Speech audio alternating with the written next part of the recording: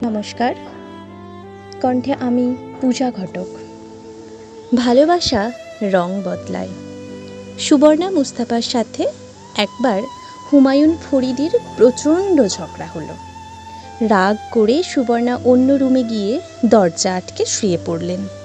সুবর্ণা সকালে উঠে দরজা খুলে দেখেন, যেই রুমে ঝগড়া হয়েছিল সেই রুমের মেঝে থেকে ছাদের দেওয়াল পর্যন্ত একটি কথাই লিখে পুরো রুমকে ভরে ফেলা হয়েছে। কথাটি হলো, সুবর্ণা, আমি তোমাকে ভালোবাসি। এত ভালোবাসাও তাদের বিচ্ছেদ ঠেকাতে পারেনি। 2008 সালে ডিভোর্স হয়, কারণ ভালোবাসা রং বদলায়। জীবনানন্দ দাশ লিখেছিলেন, প্রেম ধীরে মুছে যায়, নক্ষত্রেরও একদিন মরে যেতে হয়। এই জীবনানন্দকে একবার দেখেই বিয়ের পিঁড়িতে বসে লাবণ্যপ্রভা। সাহিত্যের ছায়া থেকে 100 হাত দূরে থেকেও সাহিত্যের ইতিহাসে উজ্জ্বলতম নক্ষত্র এই লাবণ্য।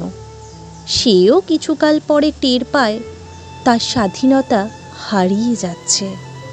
মুক্তির জন্য ছটফট করতে থাকে। দুর্বিষহ হয়ে ওঠে দুজনের জীবন।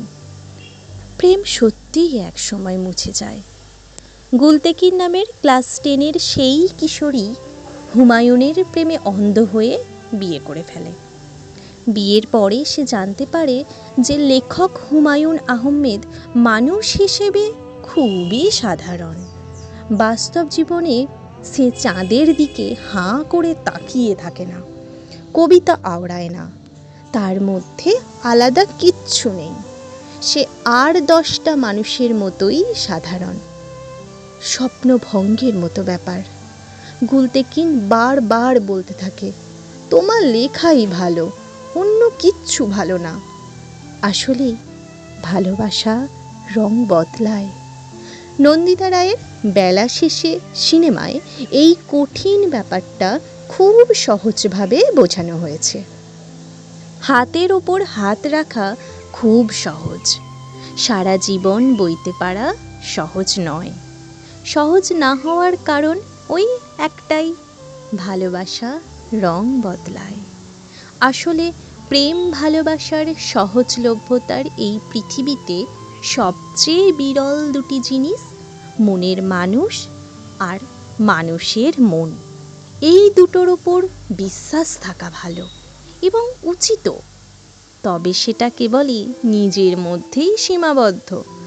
কখনোই এগুলো নিয়ে অতি আত্মবিশ্বাসী বড়াই দেখানো উচিত নয়, কারণ হাওয়ার দিক পরিবর্তন হয়ে কখন কোন দিকে বয়ে যায় সেটা সর্বদাই অনিশ্চিত, হোক সেটা প্রকৃতির হাওয়া অথবা মনের। আসলে ভালোবাসা রং বদলায়। ধন্যবাদ।